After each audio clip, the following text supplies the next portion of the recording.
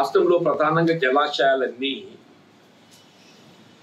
ఆక్రమణకు గురి కావటం, ఇటు ఎఫ్టీఎల్ పరిధిలో కానీ బఫర్ జోన్లో కానీ నిర్మాణాలు అక్రమంగా అనుమతులు లేకుండా లేక అనుమతులకు భిన్నంగా నిర్మాణాలు చేపట్టడంతో ఏదైతుందో జలాశయాలలో నీటి నిలువ తగ్గిపోవడంతో పాటు వరద ఉధృతిని కూడా నిలువరింపు చేయక దిగువ ప్రాంతం అంతా ఏదైతుందో ఇవాళ వరదలతోని ప్రభావితమై ప్రజానీకం ఇక్కట్లు ఎదుర్కొంటున్న విషయం మనకు తెలియదు కాదని చెప్పండి. ఇలా రాష్ట్రంలో కాంగ్రెస్ ప్రభుత్వం ఏర్పడ్డ తదుపరి గౌరవ ముఖ్యమంత్రి రేవంత్ రెడ్డి గారు ఏదైతుందో ముఖ్యంగా జంట నగరాలకు సంబంధించి ఔటర్ రింగ్ రోడ్ పరిధిలో గల జలాశయాలు అన్ని కూడా చెప్పండి ఏ విధంగా ఆక్రమణకు గురి కావడం జరిగిందో ఆ ఆక్రమణలన్నీ తొలగింపు చేయబడే విధంగా ఇలా హైడ్రా ఏర్పాటు చేయటం అనేది నిజంగా ఇది గొప్ప కార్యక్రమం అని చెప్పంటున్నాం. అంటే వాస్తవంగా ఈ హైడ్రా చైర్మన్ స్వయంగా ముఖ్యమంత్రి గారి వారి పర్యవేక్షణలో కమిషనర్ వల్ల ఈ అక్రమ నిర్మాణాలన్నీ రాజకీయాలకు అతీతంగా ఈ అక్రమ నిర్మాణాలు ఎవరికి సంబంధించిన ఏంటి అనేటువంటి ఒక అంశానికి ప్రాధాన్యత ఇవ్వకుండా బఫర్ జోన్ పరిధిలో వచ్చేటువంటి ఒక అక్రమ నిర్మాణాలు ఎఫ్టీఎల్ కానీ అక్రమ బఫర్ జోనే కానీ మీరు గత లాస్ట్ 2 వీక్స్ వెళ్ళి గమనిస్తుందని చెప్పి అంటున్నాం. మొత్తం రాష్ట్రంలో ఏదైతుందో ఇలా పర్యావరణ పరిరక్షకులు పర్యావరణ ప్రేమికులు ఏదైతుందో హర్షం వ్యక్తం చేస్తుందని చెప్పండి. గత ప్రభుత్వాలు ఎవరు కూడా ఇంత ధైర్యంగా ఏదైతుందో ఆక్రమణల తొలగింపు చర్యలు చేపట్టలేదు. ఆక్రమణ తొలగింపు కొరకు ఏదైతే ప్రభుత్వం వీళ్ళ ఇంత గట్టి చర్యలు తీసుకోవడంతో వీళ్ళ ప్రజలకు విధమైనటువంటి విశ్వాసం వస్తుందని చెప్పండి. వీళ్ళ భవిష్యత్తులో చెరువులు కుంటలు జలాశయాల ఆక్రమణ కొరకు ఎవరు ప్రయత్నం చేసినా కానీ దాన్ని వీళ్ళ జలాశయాల పరిరక్షణ కొరకు ఉన్నటువంటి నిబంధనలకు అనుగుణంగా జలాశయాల పరిరక్షణకు ఉన్నటువంటి నిబంధనలకు అనుగుణంగా దాన్ని అతిక్రమించినట్టయితే ప్రభుత్వం చర్యలు తీసుకునే విధానం యాక్ట్ చేస్తుంది అనేది మనం గమనిస్తామని చెప్పండి. వీళ్ళ హైడ్రా పరిధి అనేది ఏదైతుందో హైదరాబాద్ నగర పరిధిలోకి మాత్రమే పరిమితమై ఉన్నట్టు కనబడుతుంది. ఇంకా అవుటర్ రింగ్ రోడ్ నుండి గ్రేటర్ హైదరాబాద్ నగర శివారు పరిసరాల్లోకి మాత్రమే అది ఈ జలాశయాలు ఆక్రమణ అనేది కేవలం జంట నగరాల పరిధిలో ఉన్నటువంటి ఒక చెరువులు కుంటలుగా పరిమితం కాకుండా రాష్ట్రంలో పట్టణాలకు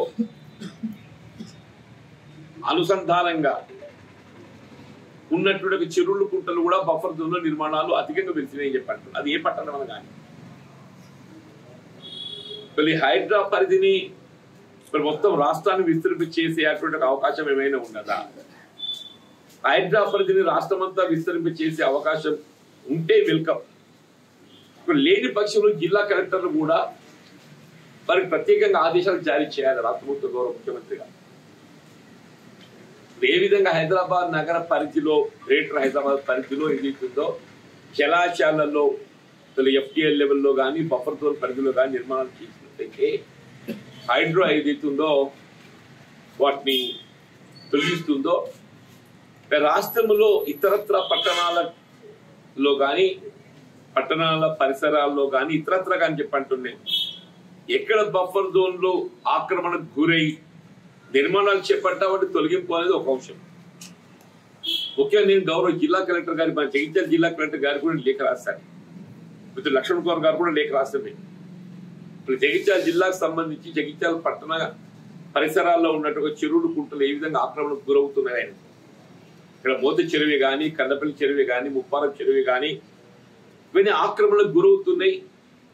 బఫర్ జోన్ పరిధిలో ఏదైతుందో నిర్మాణాలు వెళ్లడంతో పాటుగా మొత్తం చెరువులు కుంటలు మట్టితో నింపేస్తున్నాయి.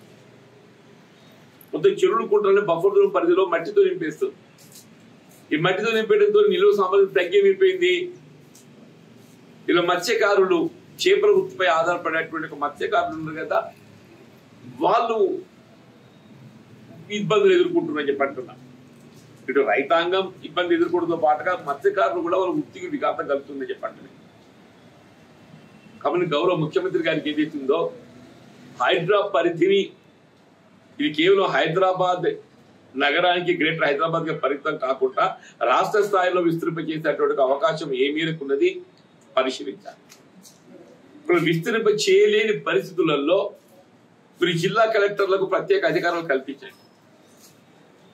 పట్టణ పరిసరాల్లో ఉన్నట్టుగా చెరువులు కుంటల విస్తీర్ణత జలాశయాలు అన్ని కూడా ఏదైతుందో మీరు ఎఫ్టీఏల బఫర్ జోన్ అని గుర్తించండి. బఫర్ జోన్ గుర్తించి వాటికి అన్నిటికీ ఏదైతే స్ట్రెంచెస్ కొట్టి హద్దులు ఏర్పాటు చేయండి. సోదరుడు భవిష్యత్తులో ఎవరు కూడా బఫర్ జోన్ పరిధిలో నిర్మాణాలు చేపట్టకుండా ఒక విధమైనటువంటి ఒక చర్యలు తీసుకోవటము ఇది తప్పనిసరి అని చెప్పిన మనం చూస్తున్నాం. ఒకటి అక్రమ నిర్మాణాలు ఏర్పడినట్టు తొలగింపు, ఒకటి అదర్వైజ్ కూడా ఏదైతున్నదో ఈ బఫర్ జోన్ పరిధి దాన్ని నిర్ధారించి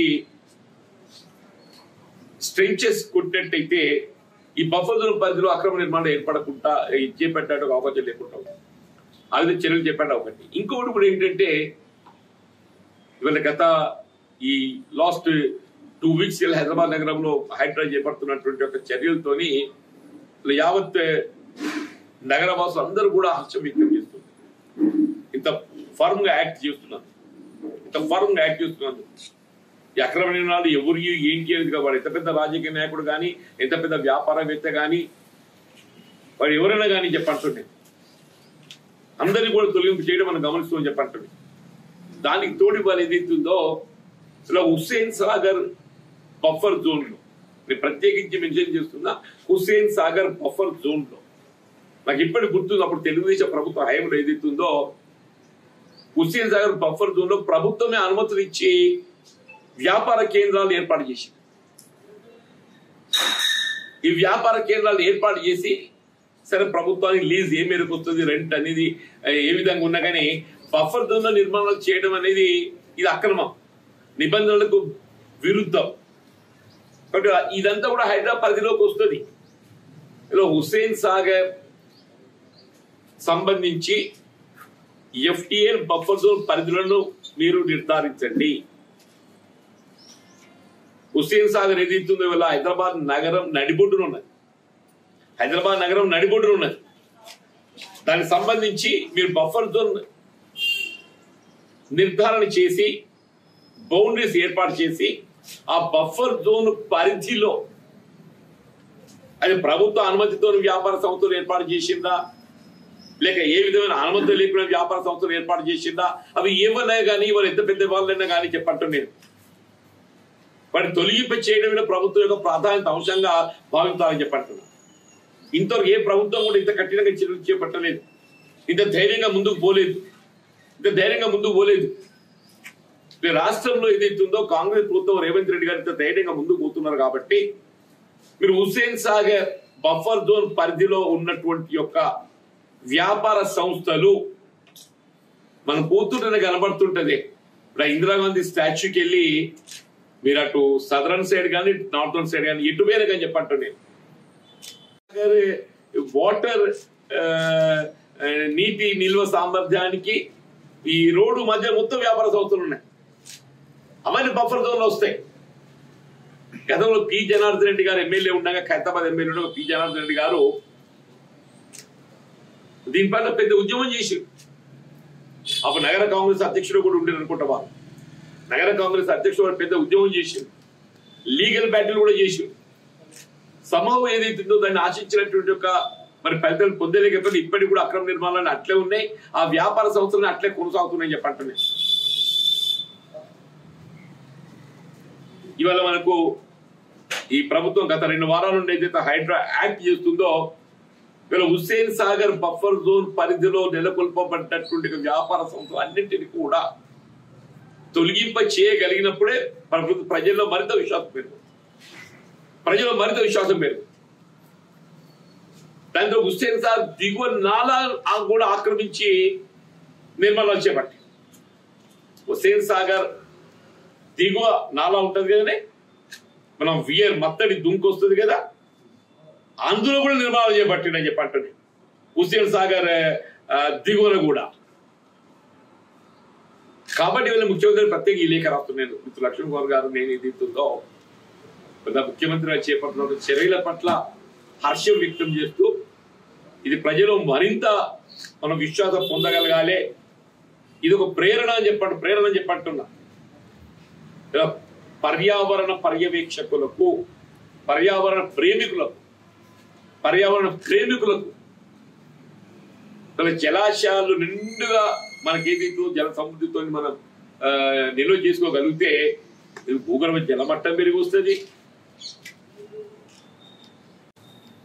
ఇలా పట్టణం లోపల ఏదైతుందో అది టూరిజం స్పాటే కానీ, అంటే ఇలా టూరిస్ట్ కేంద్రం అనే కాకుండా ఇలా ఇతర ప్రాంతాల్లో అయితే ఇటు రైతాంగం లాభం అనుకుంటుంది, అటు మత్స్య కార్మికులకు లాభం అనుకుంటుంది. చేపల వృత్తిపై ఆధారపడేటువంటి ఒక మత్స్య కార్మికులు ఉంటారు కదా, వాళ్ళకు కూడా ఏదైతే లాభం అనుకుంటుంది. కాబట్టి నేను ప్రత్యేకంగా గౌరవ ముఖ్యమంత్రి గారు, నేను లక్ష్మణ్ కుమార్ గారు, మంత్రులు అందరం కూడా ఏదైతుందో వీళ్ళు హైడ్రా ఏర్పాటుతో మీకు చేపల చర్యల పట్ల హర్షం వ్యక్తం చేస్తూ వీళ్ళ హైడ్రా పరిధిని ఏదైతుందో మీరు రాష్ట్రం మొత్తం కూడా విస్తృంపజేయగలిగే అవకాశం ఉంటే బాగుంటుంది. విస్తృంపజేయగలిగే అవకాశం ఏ మేరకు ఉందో ఒకసారి పరిశీలించండి. విస్తృంపజేయగలిగితే సంతోషం. అదర్వైజ్ ఏదైతే జిల్లా కలెక్టర్లకు ఆదేశాలు జారీ చేయండి. ఎక్కడెక్కడ పట్టణ పరిసరాల్లో ఉండేటువంటి చెరువులు, కుంటలు, జలాశయాలు ఆక్రమణకు గురి కాకుండా, ఆక్రమణకు గురైనట్లయితే తొలగింపజేయబడే విధంగా మీరు బఫర్ జోన్ ఏదైతుందో దాన్ని నిర్ధారణ చేసి ఆ స్ట్రెంచెస్ కొట్టి అది కాపాడాల్సిన విధంగా ఒకటి ఆదేశాలు జారీ చేయండి. రెండోది ఏదైతుందో హుస్సేన్ సాగర్ బఫర్ జోన్ పరిధిలో వెలిసినటువంటి యొక్క ఈ వ్యాపార కేంద్రాలు అవి ప్రభుత్వ అనుమతితోనా, ప్రభుత్వ అనుమతి లేకనా ఏ విధంగా ఏర్పాటు చేయబడ్డా కానీ అవన్నీ ఏదైతుందో అవన్నీ ఇల్లీగల్. బఫర్ జోన్ పరిధిలో ఏ నిర్మాణం చేపట్టబడ్డా అది ఇల్లీగల్. అవన్నీ తొలగింపు చేస్తానికి తక్షణం చర్యలు చేపట్టాలని చెప్పని మీరు రాష్ట్ర ప్రభుత్వం గౌరవ ముఖ్యమంత్రి గారికి విజ్ఞప్తి. సంజీవయ్య పార్క్ వెళ్ళి మీకు ఇందిరాగాంధీ విగ్రహం దాకా, ఇందిరాగాంధీ విగ్రహంకి వెళ్ళి అటు మింట్ కాంపౌండ్ దాకా, సంజీవయ్య పార్క్కి వెళ్ళి ఇందిరాగాంధీ విగ్రహం దాకా, ఇందిరాగాంధీ గారి విగ్రహానికి వెళ్ళి ఏదైతుందో అటు మింట్ దాకా, మింట్ కాంపౌండ్ ఉంది కదా, అక్కడ దాకా కూడా ఏదైతుందో అదంతా బఫర్ జోన్ వస్తుంది. మల్టీప్లెక్స్ ఉంది, ఒకటి మల్టీప్లెక్స్ ఉంది బఫర్ జోన్. ఎవరు తెలియదు మనకే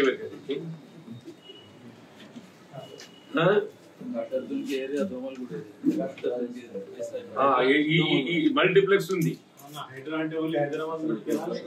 అది అనే భావన ఉన్నది, దాన్ని మీరు విస్తృంపజేయాలంటారు. మీరు అనేది కరెక్ట్. ఇప్పుడు హైడ్రా అనేది ఏదైతుందో అది కేవలం హైదరాబాద్ నగరం, greater Hyderabad outer ring road పరిధిలోకి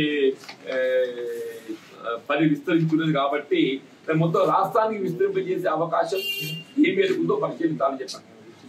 ఒకవేళ మొత్తం రాష్ట్రం అంతా దాన్ని విస్తరింప చేయలేకుంటున్నట్లయితే మీరు జిల్లా కలెక్టర్లకు అధికారాలు ఇచ్చి ఆదేశాలు జారీ చేయండి.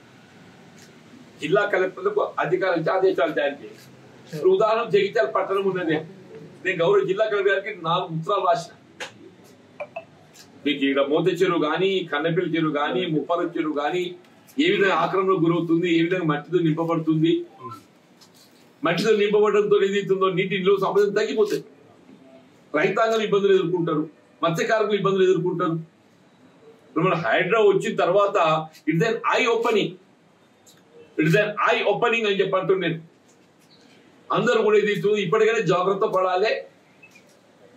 ఇది మొత్తం రాష్ట్రం అంతా ఎక్కడ చెరువులు, కుంటలు కబ్జా గురే అవకాశం ఉన్న బఫర్ జోన్ పరిధిలోకి నిర్మాణం చేపట్టే అవకాశం ప్రయత్నం చేసినా కానీ అవన్నీ నిలింపలు చేసే విధంగా నిర్ధారణ చేసి బౌండరీ హద్దులు స్ట్రెచ్ కొట్టాలి. ఇది మొత్తం రాష్ట్రానికి సంబంధించింది. హుస్సేన్ సాగర్ సంబంధించి సపరేట్ చెప్తారు. హుస్సేన్ సాగర్ బఫర్ జోన్ లో ఏదైతుందో అప్పుడు తెలుగుదేశం ప్రభుత్వ హయాంలో గతంలో ప్రభుత్వం అనుమతించింది.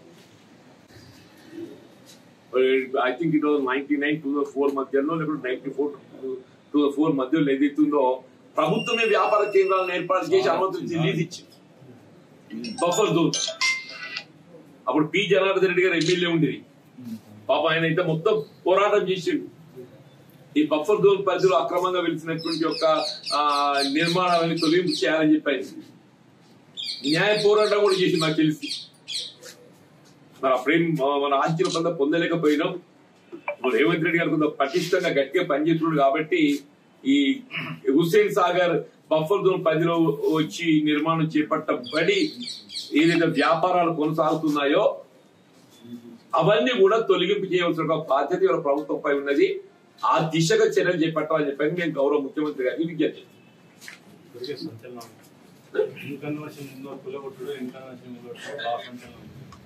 వాస్తవం మంచి పని చేసింది. దాని ఇప్పుడు అక్రమ నిర్మాణం చేయడం వాడు ఎవడైతే ఉన్నది దాంట్లో ఎన్నింది బింది సెలబ్రిటీ అయితే అధికారాలు వేరే ఉంటాయి. సెలబ్రిటీకి రాజకీయ నాయకులకు అధికారాలు వేరే ఉంటాయా? అందుకే అంటున్నామే ప్రభుత్వం లీడ్ తీసుకుంది కాబట్టి ఏదైతుందో ఇది మొత్తం ప్రజలంతా హర్షం వ్యక్తం చేస్తుంది. ఇక ప్రజలంతా హర్షం వ్యక్తం చేస్తుండ్రు. అది ఇంకా కూడా పటిష్టంగా ఏదైతుందో ఇంకెక్కడ కూడా ఇక ఏమాత్రం వెనుగడు వేయకుండా ఏదైతుందో ఇంకా ముందుకు పోవాలని చెప్పని నేను కోరుతున్నాను.